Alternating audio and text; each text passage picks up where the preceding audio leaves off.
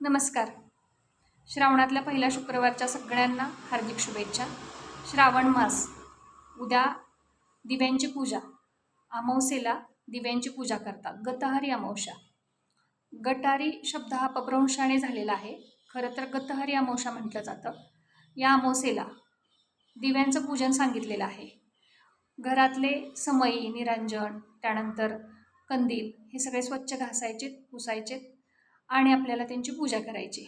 पूजा करत असताना हळद कुंकू, अक्षदा, आघाडा, दुर्वा, फुलं, त्याच्यामध्ये पिवळी फुलं, पांढरी फुलं वापरायची. गेजा वस्त्र घालायचे दिव्यांना. दिव्यांची पूजा करायची. जिवतीचा कागद लावायचा आहे. जरा जिवतीचा कागद मिळतो तो लावायचा आहे. त्यालाही आघाडा आणि दुर्वांची माळ घालायची आहे.